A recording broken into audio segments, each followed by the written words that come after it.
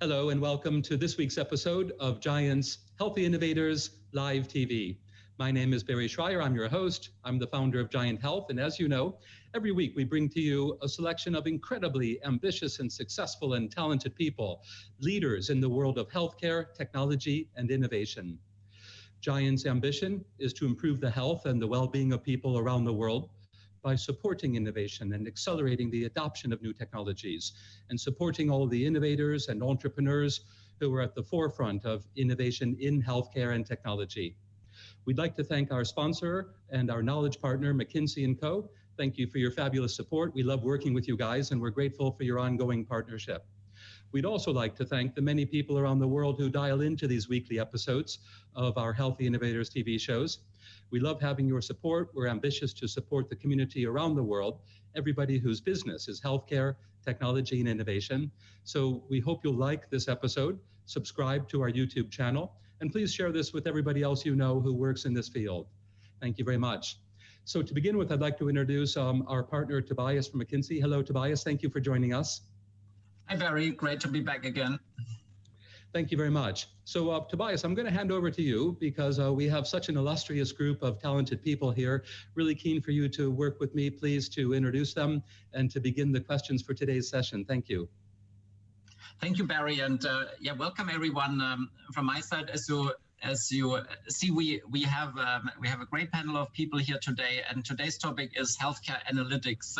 What is the positive impact that analytics can drive in healthcare? And as part of that, sort of bringing the best from the Health Tech Network to you, we've invited Richard Jones from C2AI in the UK. Richard, welcome. Could you say a little bit about yourself and how you became an innovator in healthcare on the analytics side? Hi, everybody. Thanks for the invitation, Barry. Thank you, Tobias. I think I've been working with tech issues and tech startups for a long period now, and realized that they weren't necessarily always making much of an impact. But if you look at healthcare, when we face 20% of GDP in the US being spent on healthcare, when we look at 25% of healthcare spending being waste, there just seemed like a huge opportunity to get involved in whatever way that I could in trying to resolve some of these issues, because we've got an aging population, ever increasingly expensive medications and treatments for people. And it seemed like an amazing place to work. And since I've been here, that's been borne out. You can do amazing things, but there are also extraordinary challenges to overcome. So it's kind of interesting and challenging at the same time. Thank you, and welcome, Deirdre, my colleague from the other side of the Atlantic. Can you say a little bit what you are doing in healthcare analytics and how you got into this? Fantastic. It's great to be here, Tobias. So I lead McKinsey's healthcare data and analytics team. And I got here in a bit of a roundabout way. Like so many, my journey to kind of focus on healthcare was inspired by my own family's experiences working in and navigating the healthcare system. And I like to say somewhat transparently, I focus selfishly on the problems that I can most personally relate to. In my time at the firm, working closely with hospital operators to find opportunities to improve the efficiency of care delivery and inpatient experience. Those are increasingly data and analytics problems. And so here I am. Thank you. And last but not least, Marco, welcome. Another company from the Health Tech Network, Caresyntax. Could you say a little bit what you are doing in healthcare analytics and how you got into this? Sure. Thank you for having me. So maybe my short journey, and then we'll focus on what I do today. Back in the early 2005 or something, 2005 or 6, I worked in the Human Genome Project and with copy number variants, and we discovered the power of new data. Copy number variants now is a very big research market. And so that was very exciting as well. This still was in the research space.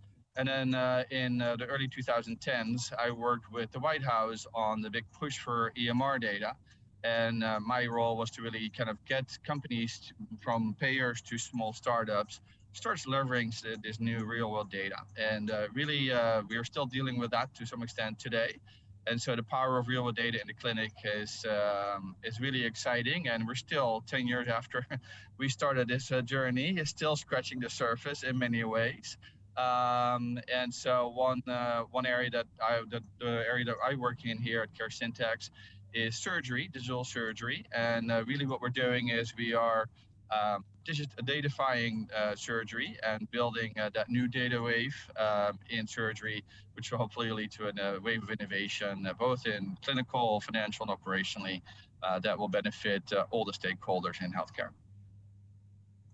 Thank you, Marco. And you know, to our audience, we came together here to talk a bit about the positive impact that healthcare analytics can have in the healthcare space. And so, Marco, since it's great to watch the sun going up on the West Coast behind, let's stay with you for a moment. Can you say a little bit about the impact that you see that analytics can drive and deliver in the surgery space? Sure. I think so. What is very interesting is that there is an increasing focus on performance and surgical excellence, and surgery. So surgery is an area where performance has been very difficult to quantify and be very specific and data-driven about it. So healthcare analytics so far has been really focusing on process efficiency improvements. What we are seeing at Caresyntax is that there's an increasing interest in actually taking this subjective area of performance and to make it more data-driven. So we need to create new real-world data for that, and then we can build analytics on top of that. And with that, there is an efficiency gain, of course. And if you think about it, there is a shortage of surgeons here, so any efficiency gain will mean more patients can be seen. And then second of all, there's a shifting in terms of how can we make sure that the best surgeons get the patients who need the best care. And if it's a routine surgery necessary, we don't necessarily need the best surgeon to perform an ordinary surgery. So there's really a patient and surgeon matching, which is a second efficiency gain for the system overall.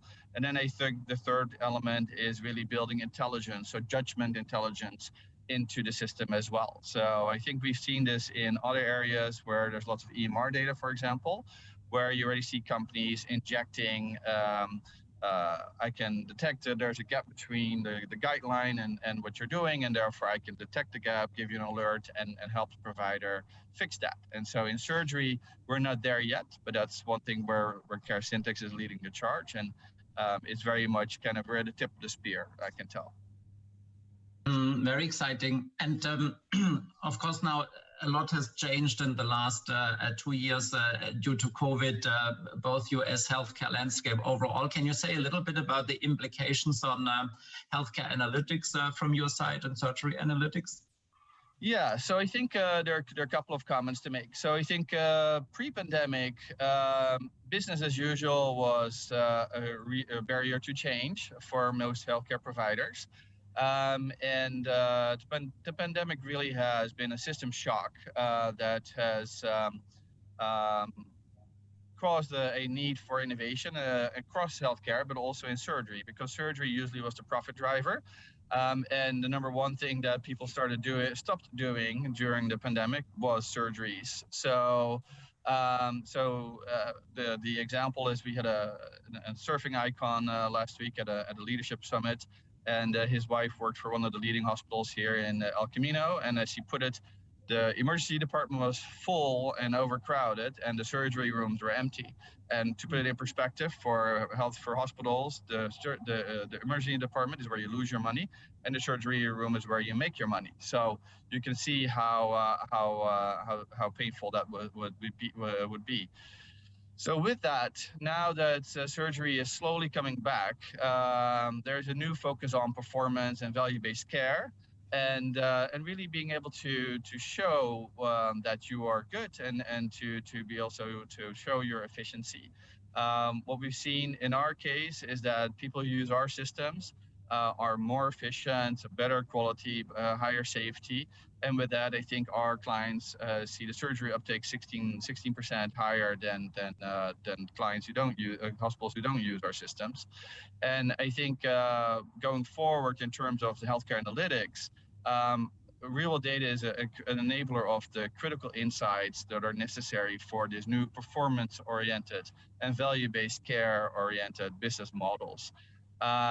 So that's one thing that's very important. And the second part that is important too, there's a difference from pre-pandemic versus post-pandemic, is pre-pandemic, there was really a separation in many cases of analytics is in the C-suite. And then there's other things that are happening down on the in the departments and the surgery room themselves.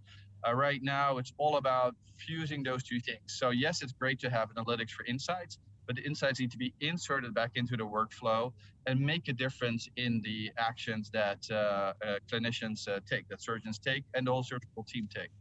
So with that, you can measure your impact from a clinical perspective, financial perspective, and operational perspective. And so analytics from being something that's on the side, just like strategic planning used to be in Fortune 500 on the side, right? We have the daily business, and then we have analytics that is kind of long-term.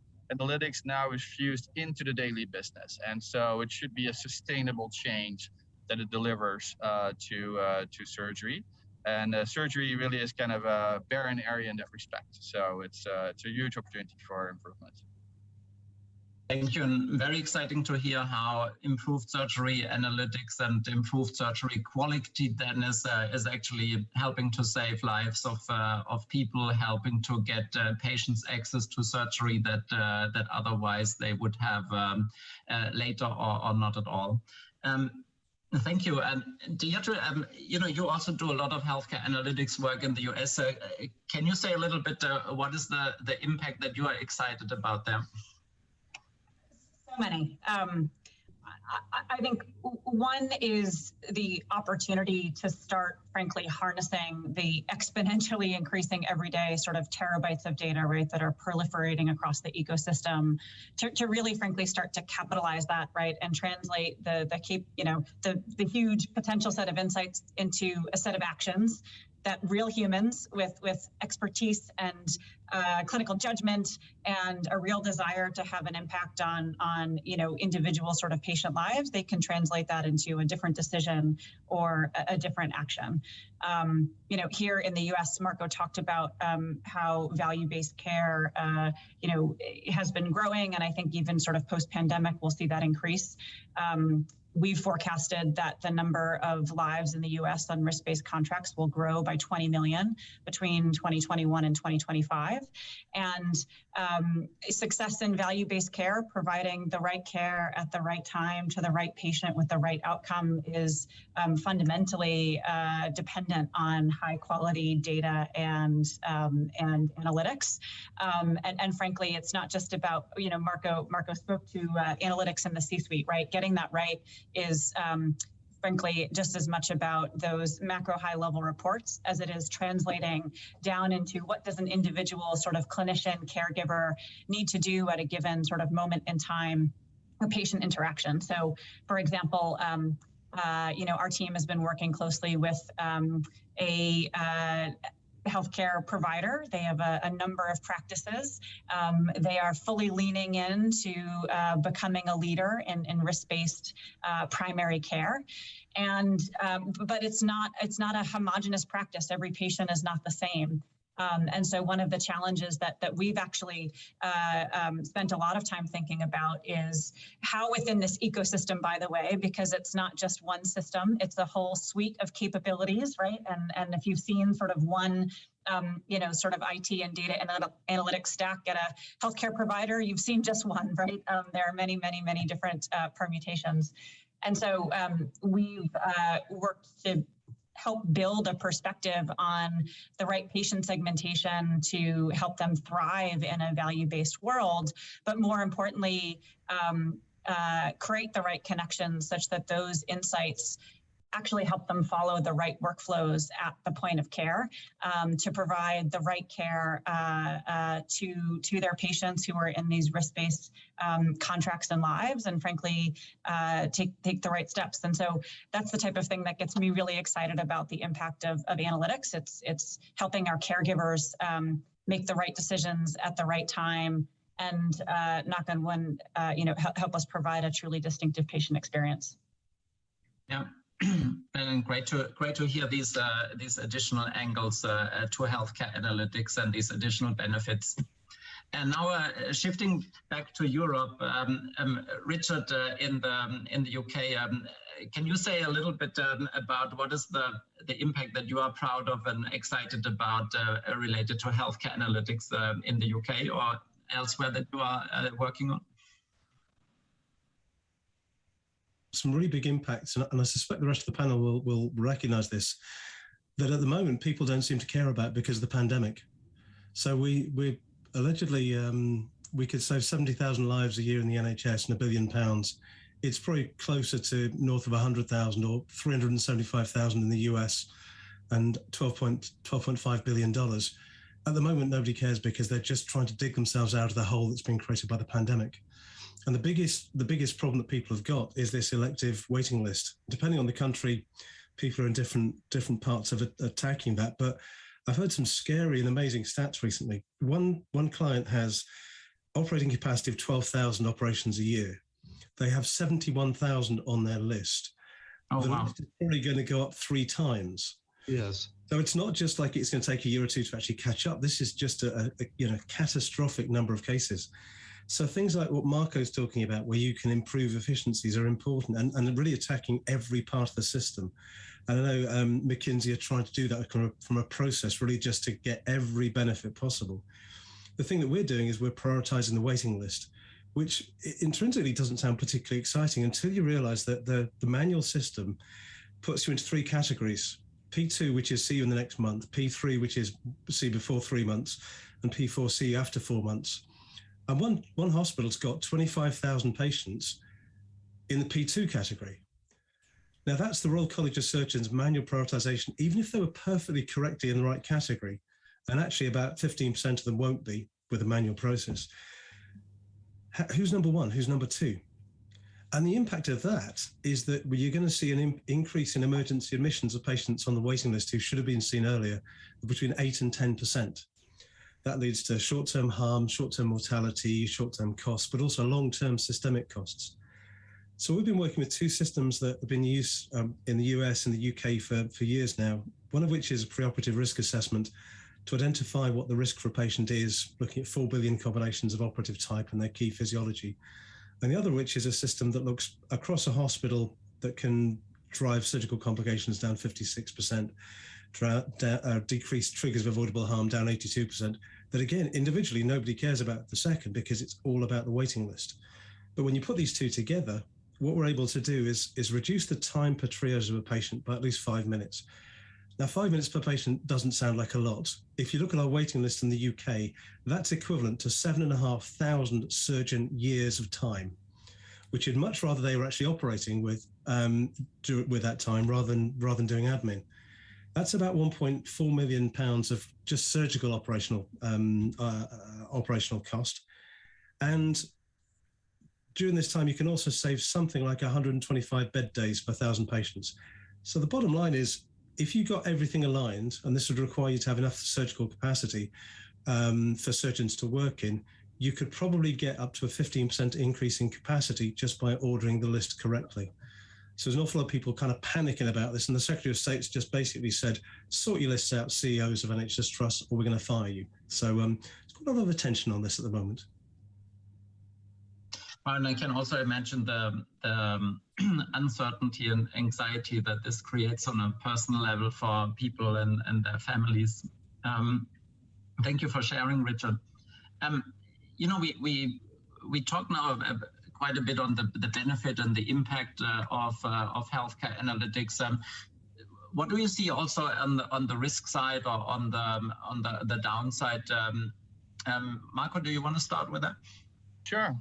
So I think there are obviously many, but I think 2 that stand out to me in particular And I'm going to date myself with the first one a little bit. And so this is really about, are we going to do healthcare analytics where there's lots of data or where there's lots of need for healthcare analytics, right? And so back in the early days of the Human Genome Project, I remember that Francis Collins, I was in a meeting with him, and one of the things he said is we still, in biology and healthcare, we lose our key in a dark parking lot, and we go do look under the light, because at least we can see that, right? And so that's really the situation where at least we have data there, right? And so what we need to do in healthcare is to not just focus on the low-hanging fruits where there is tons of data. And I talked about EMR data, so we see lots of companies now focusing on aggregating and curating EMR data, and so that is very important. That needs to be done,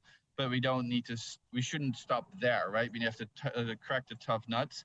And when I look in surgery, there's really a lack of real-world data, and so we really need to create that layer of real-world data that also happened in the EMR on the one hand, and it needs to be tailored to the clinicians on the other hand. And that brings me to the second part, and that is that the risk, I would say, is that we treat healthcare analytics as a function instead of an enabler of the change of care delivery.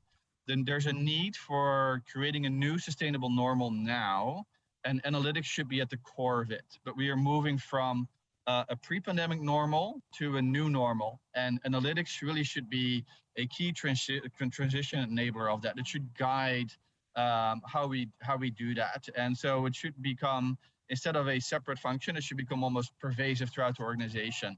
Always thinking about what data do we have, what insights can we generate, how can we make that actionable, and when you do that, you can see enormous change. And we've done some creation, or some of the, thinking about the two risks here. So at Caresyntax, for example, we have worked on making surgical performance measurable, and also do video-based assessments. And you can see there's a significant lift from those who get value-based assessment of their current skills as well as their improvement. And we've done some studies around that. And I think that's just a microcosm of what we need to do. But in general, there's still areas where a friend of mine works in a brain company where there's been a lot of, I worked in oncology for a long time. There's been tons of data in oncology, and the innovation cycle has been very fast, from diagnostics to therapeutics, et cetera, to care delivery. And if you look on the neurology side, it has not been so fast because there has not been that much data and that level of experimentation. So we need to look at where are the blind spots, surgery, neurology, others, where we can fill in data blanks, and with that, then power analytics on top of that. So to change care delivery long term. Thank you, Marco. And maybe let's spend the last few minutes by taking a look ahead. How do we envisage healthcare in a data-enabled way so that A, we get maybe in a 2030 scenario the benefits from healthcare and healthcare analytics? B, how do we take into account some of the risks and some of the downsides and address them appropriately? And C, how do we deal with the interface between the analytics and the human element and the human factor of the health system? Deirdre, do you want to start with sort of what's your 2030 view? Sure. My 2030 view is sort of AI doesn't stand for artificial intelligence, but augmented intelligence that really allows caregivers and operators to focus on the provision of high quality healthcare and prevention. I think we forget that there's a human at the center of all of these interactions. Sometimes when we talk healthcare data and analytics, and thinking about what has just happened with the pandemic, I think the nature of the healthcare workforce is going to fundamentally change, right, between now and 2030.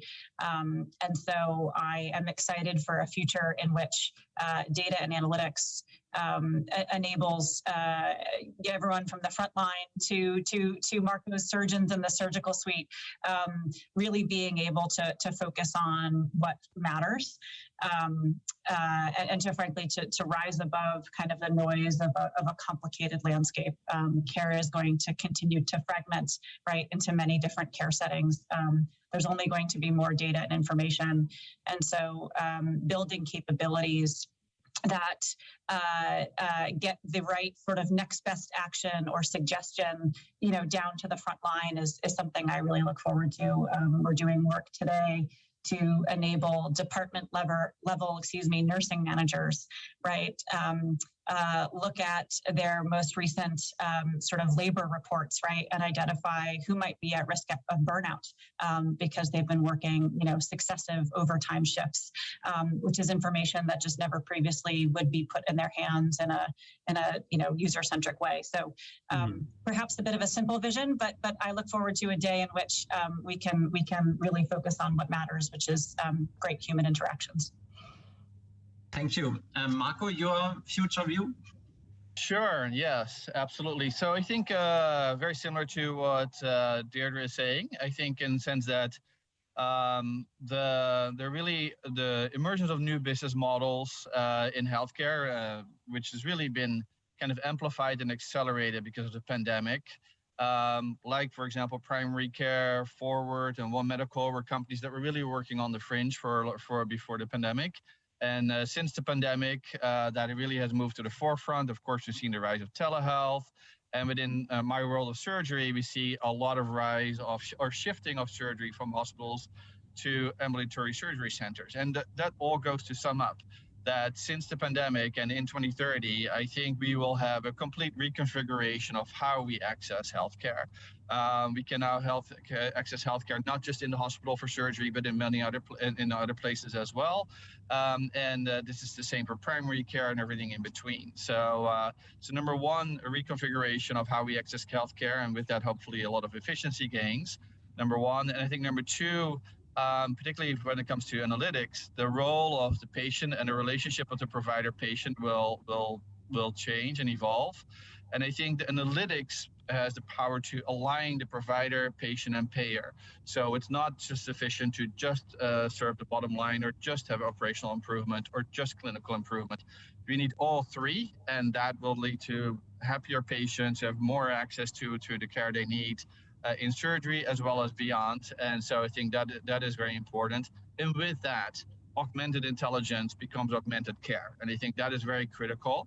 And I think to the point that Deirdre brought up, and I think this is one thing that we're looking at.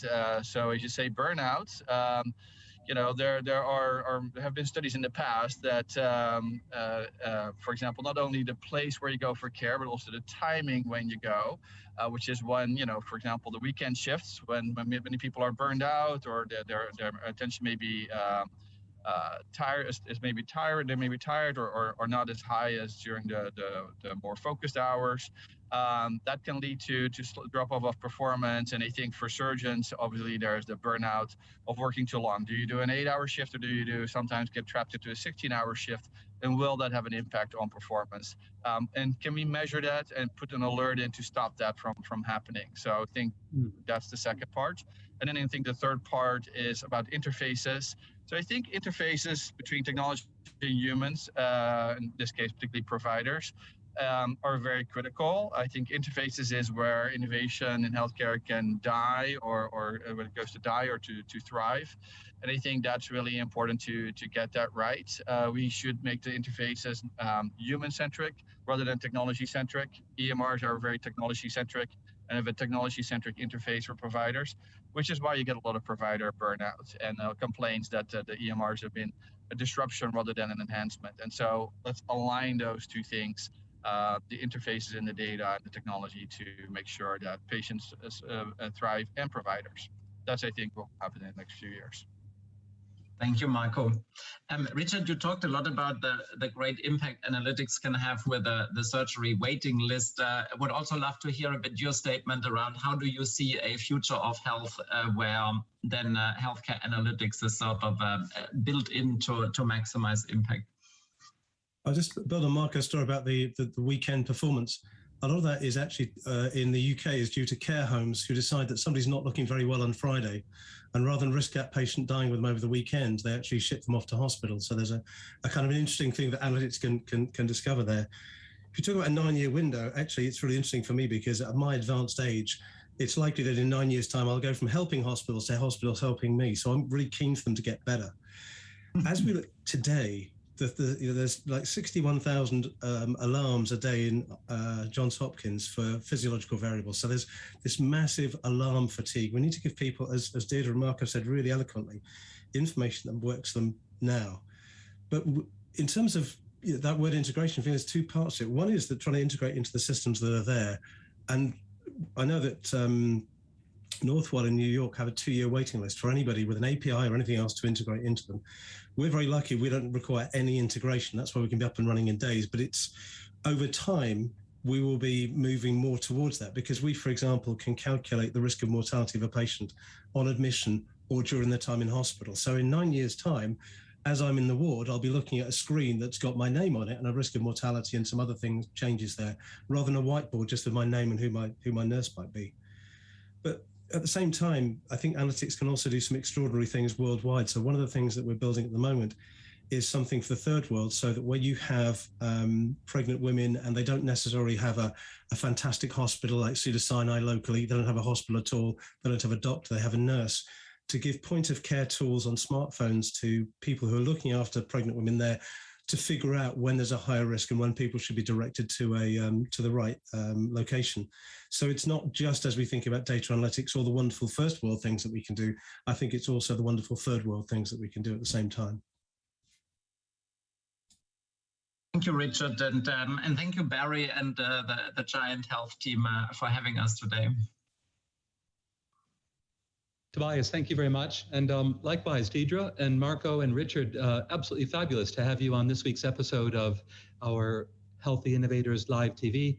Really grateful for your top quality contributions. Incredibly interesting to learn about what's happening in the complicated and ever more complicated world of data analytics, but also to bring that back to the real world regarding challenges of interface and data overload, data quality, and all these very important themes. So I'm sure I can say confidently on behalf of all of our listeners around the world, this has been extremely interesting, very informative. And of course, as a reminder to all of our listeners, if any of you guys want to learn more from Marco, from Richard, from Deirdre, and from Tobias, you can see the links to all of their accounts and to their businesses at the bottom of the YouTube channel here. So we invite everybody to engage and to help us grow and interact within the global community of everybody who are passionate, like you guys are, about improving healthcare outcomes at lower cost. Richard, I don't know if I'm going to last for 9 months, 9 years. I might be in hospital before then. So can you guys make sure that you accelerate all of that? And I certainly like the ideas, Deirdre, of AI not being artificial, but augmented.